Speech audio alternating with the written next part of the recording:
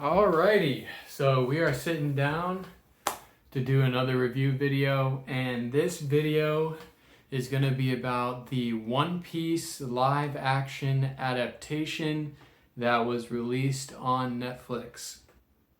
And I have waited quite a little bit after the initial release, hype, me watching it that first week, all of that, to make this video because I really wanted to have some time to kind of marinate on it and think about my feelings. I personally have to disclose that I am all the way caught up on the One Piece anime, all 1,000 and something episodes I have watched. I am not manga spoiled at this point, so please, if you could avoid, I know a couple of them to be honest, but if you could avoid spoiling me in any way, somebody that watches this video, if that's even possible, whatever. But I feel like tons of One Piece fans came out like, oh, they did it, we did it, woohoo, they finally got it right. And for the most part, I agree with that, but I'm glad I took the time to wait and kind of think about it a little bit more before just making a video about like, oh, everybody needs to go watch this now, because I feel like it should be said, and I know many others have probably already touched on this, but there are aspects of this that I'm glad I have waited to speak about, because I do have kind of, I don't feel like it's just like it's like the greatest thing ever to happen to One Piece or anything like that, but I also don't feel like it was bad in any way. So to start off, we're talking about a live action adaptation of an anime, and a beloved anime. Somebody that has watched as much One Piece as me, if you even mention the words One Piece or Luffy or Zoro or Sanji or Chopper, anybody that I have come to love over the past couple years, I'm going to shove One Piece down your throat so hard, it's ridiculous, because I love it so much. And for a lot of us, the property itself means so much to us because it truly is influential on your psyche and breathes true hope in you as you kind of consume this story and the adventure along with the Straw Hat Pirates as they grow as a crew. So, having the thought that the fan base is such the way that it is, where like, you don't even have to figure out if a motherfucker is a One Piece fan because they will let you know. It's like veganism. You know what I mean? There's a lot of stakes at making something like this, especially when you consider that Netflix tried to make a live action adaptation of something as beloved as... Oh, it's down here somewhere, but I'm not going to bring it up. Oh, here it is. Something as beloved as Cowboy Bebop, and they just completely didn't understand what made Cowboy Bebop so cool, unfortunately. But all of that goes to say that when people even heard the very first news of One Piece live Netflix adaptation, everybody went, oh God, oh no. They're going to do my boy so dirty. Everybody's going to make fun of One Piece for no reason because they haven't seen the anime, and they're going to watch this and they're going to think it's bad. And, like, we're doomed. And then as more content came out about it, we realized that somebody that actually also loves One Piece was one of the producers behind this. Somebody that is actively engaging the fan base, is behind this. It was awesome. Then they're showing pictures of the set pieces. We get to see Barati in real life. It's awesome. You start to get a little bit more hype. And then the trailer comes out and Inaki looks... if you wanted to lab grow somebody to play Monkey D. Luffy, you literally could not get it closer than this guy. Similarly, if you wanted to grow into lab somebody to play Nami, Sanji, Zoro, or I'll dare even say somebody that pulls off Usopp without having a giant nose, all of them, like the casting was amazing, right? Once you saw that, the hype was unimaginable, right? And so coming into it, there's a lot of expectations, and it becomes sort of this thing where, are we going to watch the plane crash into the ground and blow up and burn everybody to death? Or are they going to make a safe landing? Or, how's this going to turn out? And I have to say, my summarized opinion at the beginning here, to go kind of Minto style on you guys, for those that know what that is they did an amazing job adapting One Piece to live action. They nailed it with the casting, the set pieces that they could afford, the for the most part, faithfulness to the story, which is an important piece I'm going to talk about in a little bit.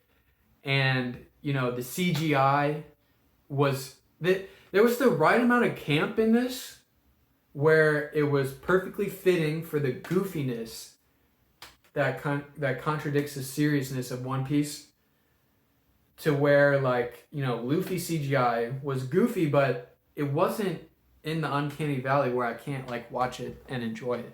As well as, some other things, the freaking cat dude, I think his name's Correa, right? But his whole ability, the pussyfoot technique, is just it was translated to live action so well. And it sets up the standard almost for how we should do speed characters in live action, my opinion, but whatever. But the flaws that the live action has is that it ultimately missed hard on some of the biggest emotional moments in that first East Blue arc. And it's not that they completely screwed it, because I understand that everybody that's working on this project for the most part knows One Piece, especially up to that point. I hope they watched, the 30 episodes to get up to date on that point, up to that point. But I can tell that they get it, but they were scared. It was like they were scared to go whole hog on the moments that mattered the most, and that hurt them in the end. But regardless, to get into the nitty gritty a little bit, what do I mean when I say it was probably the best live action adaptation we're ever going to get, minus the couple of flaws that it had? Well, like I said before, the casting was perfect. I feel like, Iñaki did an awesome job as Straw Hat Luffy, even though some of his lines specifically were a little bit more goofy or campy than Luffy would actually say. He also delivered a lot of the Luffy-esque serious lines about, dreams and the importance of dreams and, following your dreams and all this kind of stuff so perfectly that, you just couldn't have gotten anybody better to play the guy, right? I think that Emily Person did an awesome job playing Nami, minus the couple of times where she kind of went a little bit too hard into the dramatic side of it. And similarly, I would say the guy that played Zoro, whose name's escaping me, but I knew it only a week ago. He played an awesome Zoro, but there were aspects where he maybe leaned a little bit too far into the edge, because Zoro pre Thriller Bark, I would say, pre Nothing Happened, for those that get that, he was a very serious person, but he also had his moments where he would laugh out loud, right? I feel like Zoro's already serious right now, and he always was, but I just don't know how much more serious can he get from the point he is now, right? And maybe that's just the recency bias where, the guy that plays Zoro is actually a fan of One Piece, and so he's aware of who Zoro is today. So, I don't know. The guy that played Sanji did an awesome job. The fact that he has a French accent, or at least some sort of accent, and I guess it's not a French accent. He has some sort of accent, and he actually can cook the food, and he can actually do the kicks and stuff like that. it looked awesome, and it just made me more and more like, damn, I need to get into a kickboxing gym like a freaking sap. But that was all great. Usopp was played perfectly. You know, they perfectly captured like to the aspect where he cares very deeply about his story, about being a man, about his growth that needs to happen, but he's also the scaredy cat of the group, and he is going to be that way for a long time. You know what I mean? And so all that taken into a bundle, I feel like they did an awesome job on the casting. The setting, the set pieces, I'll even loop in with that, like the content they decided to cut or accelerate, all made a lot of sense. One Piece in and of itself is a story that maybe to meet Jump Weekly chapters or to meet anime deadlines or something, we have a lot of aspects of the story stretched out in the anime, sometimes for better, but also sometimes for worse. And so where they chose to accelerate in certain aspects, only certain ones, I'm going to talk about the ones I don't like, but in certain aspects was pretty intelligent and pretty faithful to the story, and the set pieces they chose to spend all their money on made a lot of sense. Those are the things that we needed to see in the East Blue arc over some of the other things, right? Like, it doesn't bother me at all that we didn't go to the island where the guy's trapped in the chest. Maybe I'm conflating that though. Maybe that happens after Arlong Park. But it's just like, for the most part, actually that might happen when they go to the Grand Line, so I might need to shut up. But regardless, you know, what was there made a lot of sense. And what was changed, for the most part, made a lot of sense. And that kind of goes into like, you know, why does everybody love this adaptation? Because they didn't screw us over. While there were aspects where they did screw us over a little bit, and I was not, you know, happy about that, I'll get to in a little bit. It's just like, for the most part, they followed the story. They didn't change the characters' personalities. They didn't add anything stupid. Like, Buggy's whole thing is different, right? From what it was in the actual anime.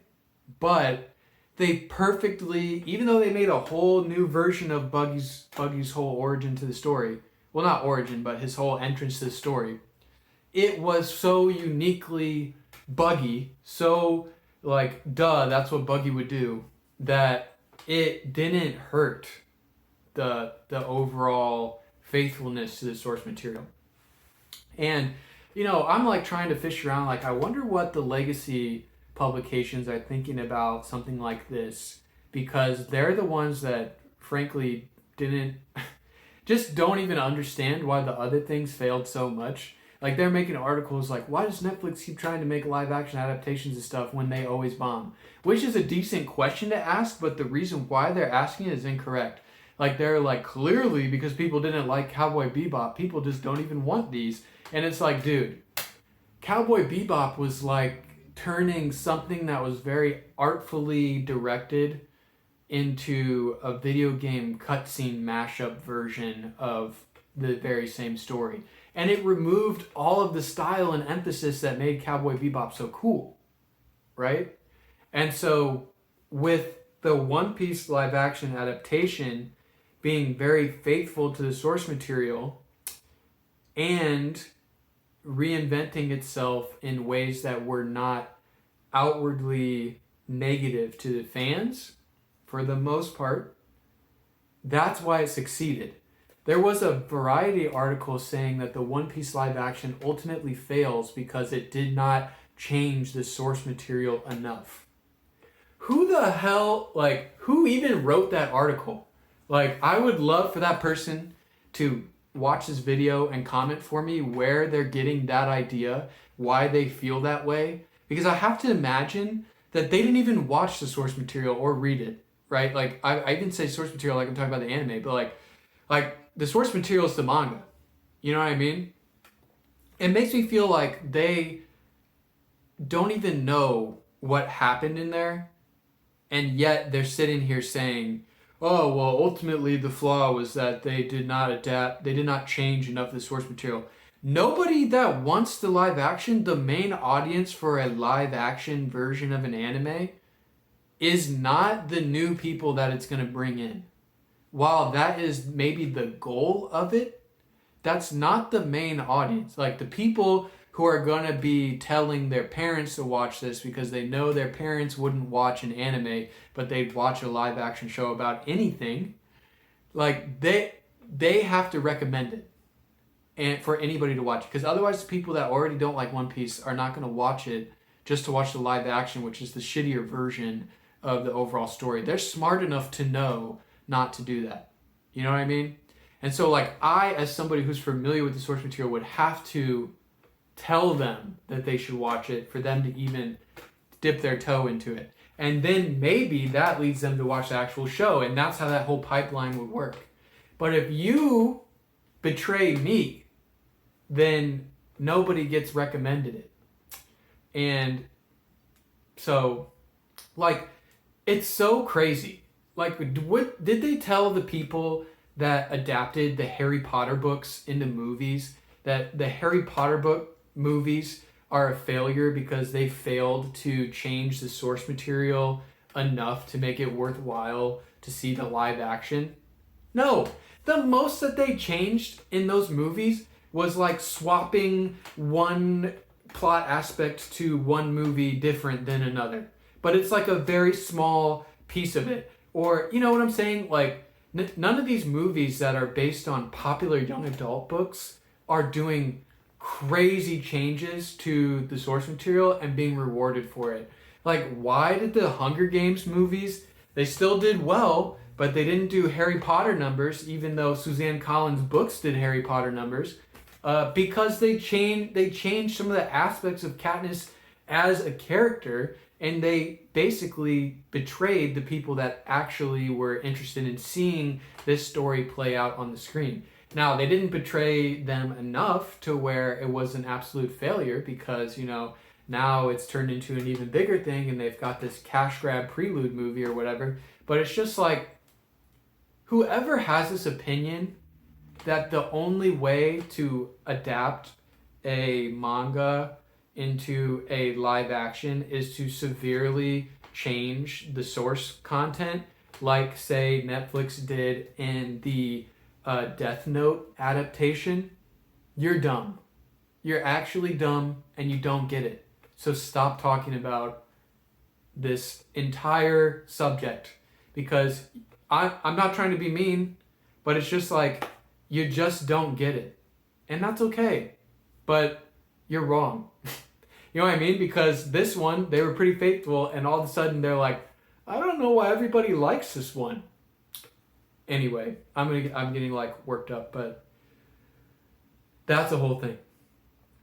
The set pieces looked awesome. Like I said before, like Barity is sick, and the Fishmen, actually, while I kind of disagree with the way that they did it a little bit, I think if this was the way they do the Fishmen, that maybe saves on money a little bit, but also continues the campy surrealism in a way that doesn't break the uncanny valley effect sort of thing. And like, I get it. You know what? I just wish that if you're going to do the Fishmen and you're gonna have them be real people, dude, like, I'm sure there are a million 7-foot tall, but not much more than that, because otherwise they might be playing basketball or something like that, but like 7-foot tall, muscled out guys that you could teach to act as Arlong with all the makeup on.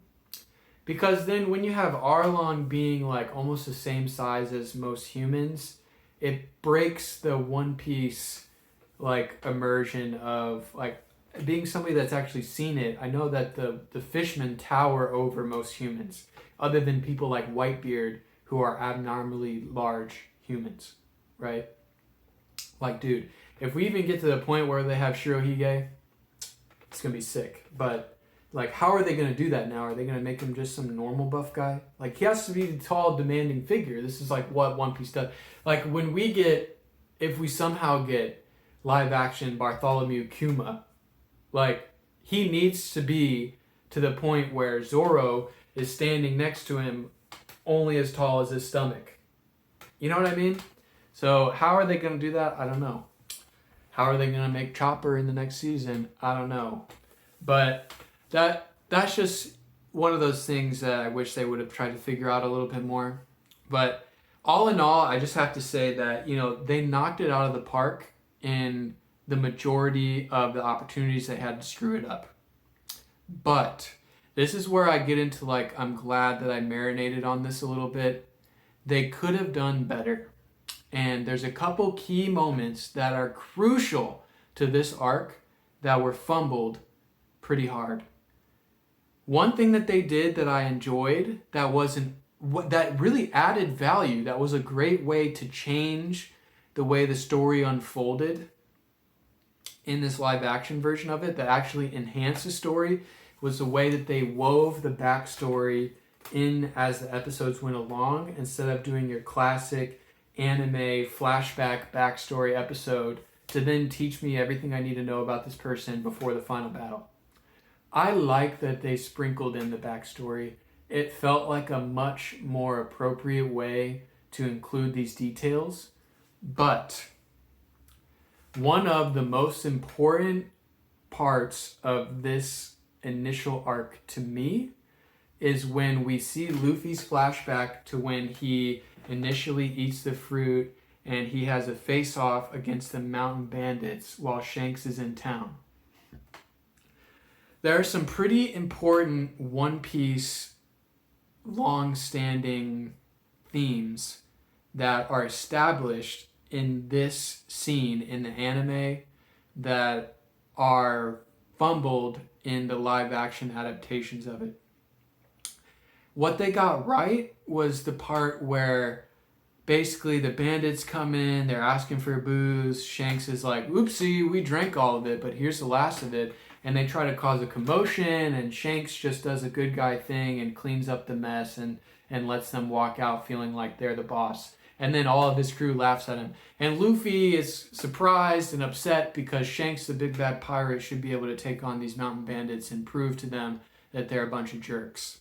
And so Shanks does correctly establish the idea that is pervasive in One Piece, as far as people like that are not worth my time, and it's not worth getting in a fight over when they are not good people and they don't understand the world like the way that we do. For example, there's another time in One Piece where we are in the town before, it's right before Sky Island, where we first meet Blackbeard and we also first meet Bellamy and his crew. And Luffy and Zoro let themselves get the crap beat out of them in the middle of this bar because it's not worth it to fight back against somebody that doesn't believe in their own dreams. Somebody that is that low, that doesn't have a dream that they're trying to follow, that doesn't have hope for the betterment of the world, they're not even worth fighting back against because they're that insignificant. That is correctly established in this scene in the live action with Shanks. But what is fumbled is one of the most badass parts of the beginning of One Piece, when they're initially trying to fight Shanks and his crew because Luffy's out here talking mad shit about the mountain bandits, and Shanks and his crew come up because somebody's pointing a gun and they're mad from the mountain bandits, and so Shanks finally has to show force, right?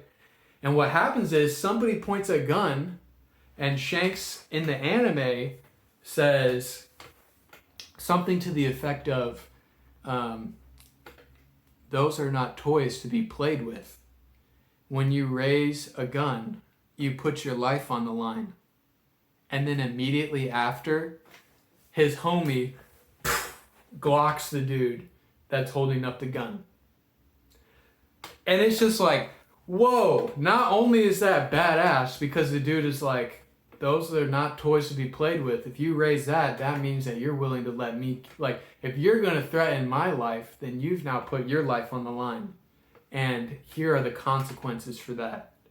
You know what I'm saying? And it also establishes like the hierarchy of that's not something that Shanks would do first off. He wouldn't threaten somebody's life immediately because that's not something you play around about. You know what I'm saying? People that have seen it, go look up that scene in the anime. You'll understand what I'm saying. The way that this scene or the analog to this scene unfolds in the live action is very underwhelming. Another scene that is boss in the anime that they almost got right in the live action, that's from this very same flashback, is the scene where Shanks saves Luffy from the Sea King and loses his arm. But there's that scene where Shanks stares very intimidatingly at the Sea King, and the Sea King runs away after that, just from looking at his stare. And they did good by us by adding in a little sound effect when Shanks looks at the Sea King. And for those that know, you know that my boy was flexing his spirit, his will. But I just feel like similarly there is a brutal seriousness to all of those scenes like that, especially that scene in the beginning of One Piece where characters are essentially using haki, but we have no idea that they are until hundreds of episodes later. It should have been like, Shanks should have looked more unhinged, my opinion. Because how in the future, when Luffy, assuming that this live action ever even makes it to the point where Conqueror's haki is present in the story, it is going to be very important that Luffy's face is as serious and scary as can be when he's throwing those intimidation glances. Because those are some of the most important parts in establishing, like, Luffy is this happy-go-lucky, goofy character. For him to make a face like that establishes the weight of how serious he is about this stuff. You know what I'm saying? So I think they screwed that up. And then the other piece that was screwed up was the Nami asking for help and the walk to Arlong Park. I think that the Nami asking for help was pretty close to what it needed to be, but it just fell short. So I don't want to say it was any of the actors' fault. I just think the way that this scene in particular was directed should have been almost shot for shot for the way that it happened in the anime, and it would have had the same effect.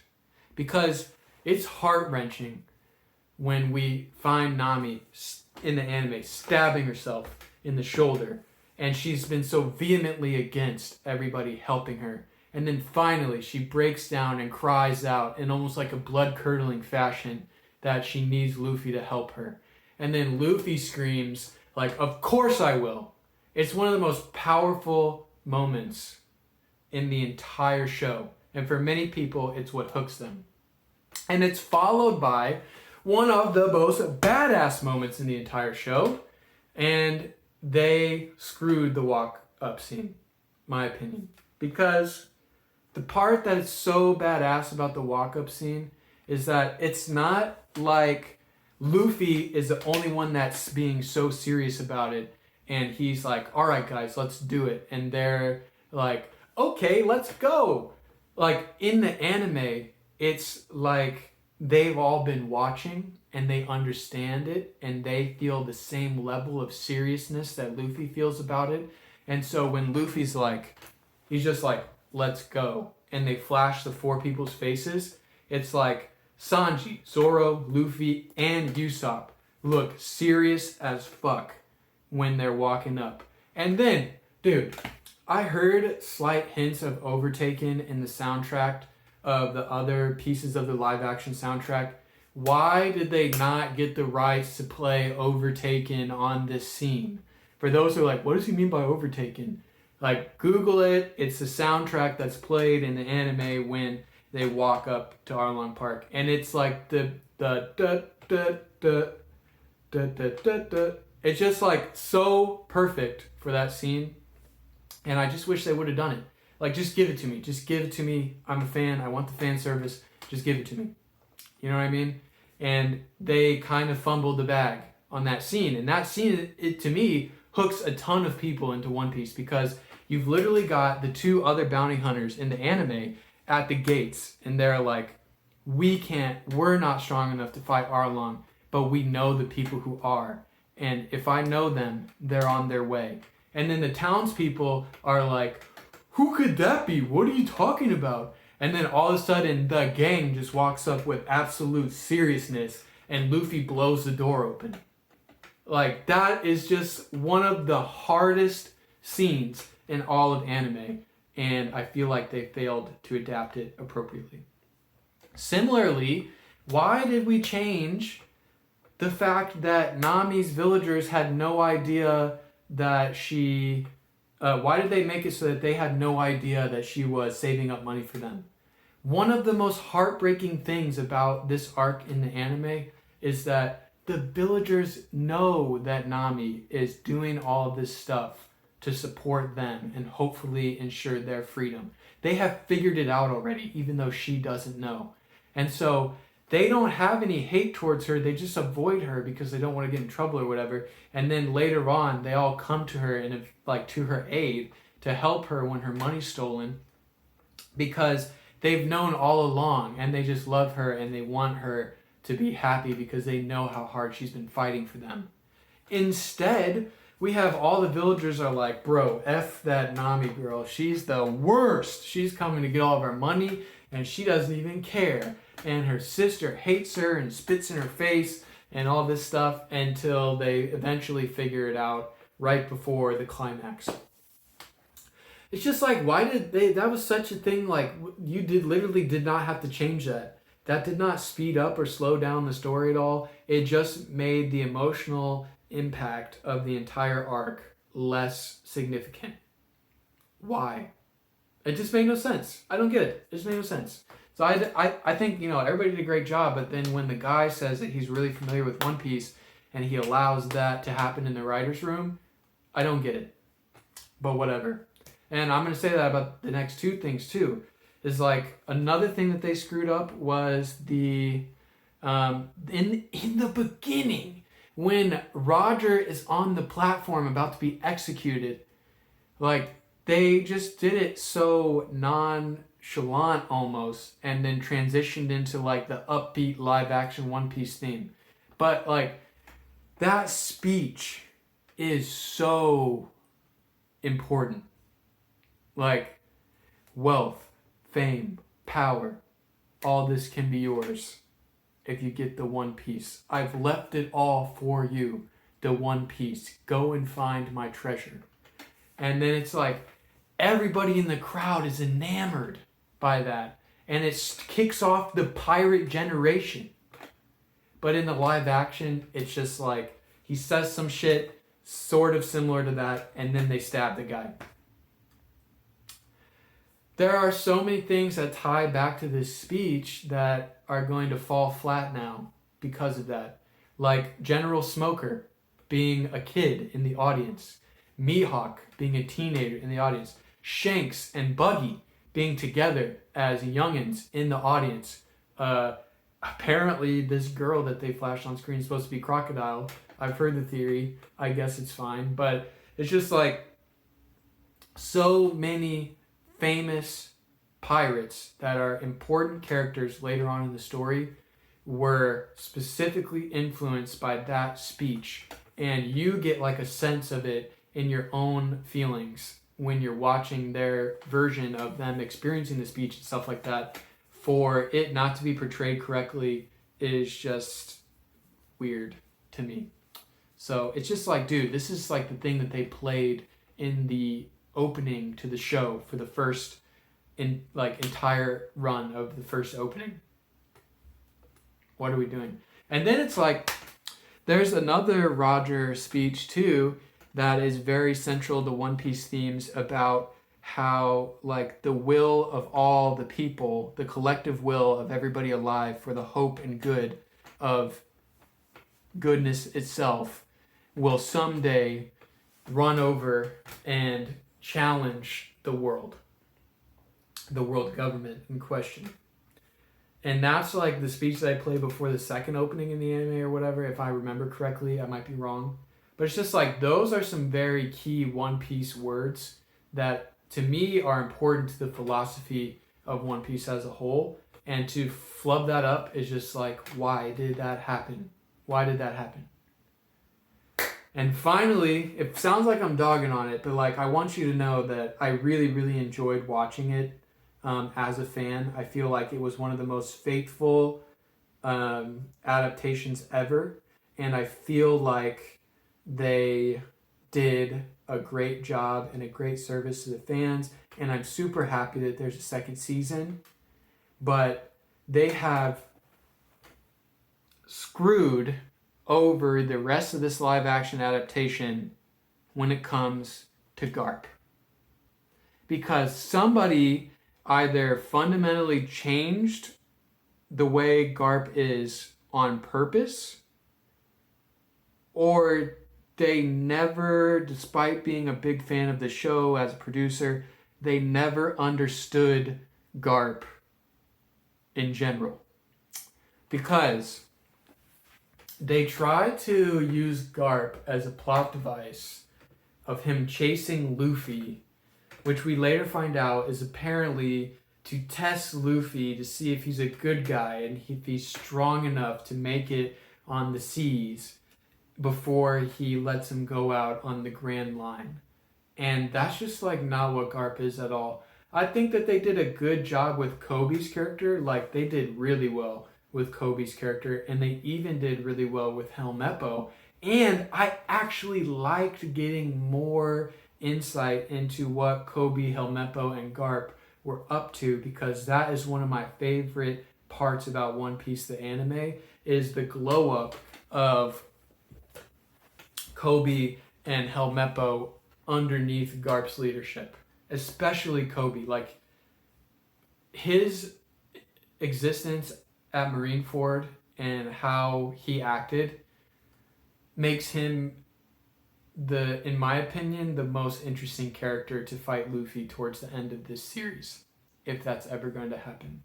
Because he's almost a direct foil in the sense that we all thought that when we were done with Kobe in the first time that we saw him in the first arc, that he was going to be done. He's this weak kid who's going to be trying to become a Navy soldier or whatever. But he's not that strong, so hopefully it's happily ever after, but who knows what will happen. But no, dude, like he later becomes a very strong naval officer who uses hockey to a very intense degree, at least for observation, and by the way, is a part of the secret organization within the Navy, and by the way, is not tainted by all of the negative views of that people like our Lava Boy are interested into, as far as like absolute justice over say like justice and goodness and all, and freedom of will and all that kind of stuff. So, you know, it's just like Garp is supposed to be a guy that is insanely strong, which they do show him being insanely strong, but that is only loosely following Luffy's journey up until the point where they cross paths on accident almost, because he doesn't want Luffy to be a pirate. He doesn't care if Luffy's a good pirate or a bad pirate. He doesn't want Luffy to be a pirate. And the reason why is because everybody that Garp loves is being hunted by the same people that he works for. Think about it. Like, the only people that Garp is connected to familial-wise is Dragon, Luffy, Ace, and maybe Sabo. Because I'm not sure about Garp's influence on Sabo. I can't remember. But It's like, Garp is a Marine guy. He's straight and narrow. He believes in justice, and he believes that there are bad pirates, and even if there are good pirates, because he helped Goldie Roger at God Valley, we know that he is on the side of these good guys that are still pirates. But it's just like he has a duty to carry out absolute justice despite what he thinks about that. And so he knows that if his kids go down this path where they're either the revolutionaries that challenge the world government in the form of Dragon and Sabo and the Revolutionary Army, or we're talking about Ace and Luffy being a part of the pirates, he knows that at some point he's going to be put at odds with them, and that's going to cause a problem in the way of like the world is not going to treat them nicely. And we especially see this with what happens at Marineford. And I guess if you haven't watched One Piece at all, huge spoiler, like literally do not listen to me for the next 15 seconds starting now. When Ace gets executed or put up for execution at Marineford, it is such an emotional and powerful moment when we see Garp just like devastated by the fact that his own people are killing his grandson, and he can't do anything about it because he told him, he's like, I told you if you became a pirate that this could happen, that this would happen. And it does, right? And even though they, obviously major spoiler, even though they are able to free Ace and then he's later killed by one of the admirals in the most annoying way, and it was important for that to happen for the growth of Luffy, in my opinion. It's just that, like, there's so much emotional weight, especially when Garp is about to fight Luffy trying to stop saving Ace, and then he almost like backs off at the last second because he just can't do it. It's just not within himself because he loves, despite how hard he is as a parent, as a grandparent, he loves his grandsons, and he's saddened by the fact that they went down this path because it could end this way. Now, all the possibility of all that emotional weight that takes place in Marineford, which I believe it's feasible that the live action could make it to Marineford, it means nothing.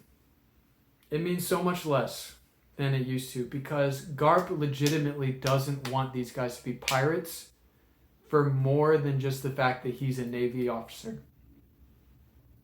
And this whole storyline where he's chasing after Luffy to stop him just to make sure he's strong enough to move forward or whatever, it's just stupid. I'm sorry, but it's just stupid.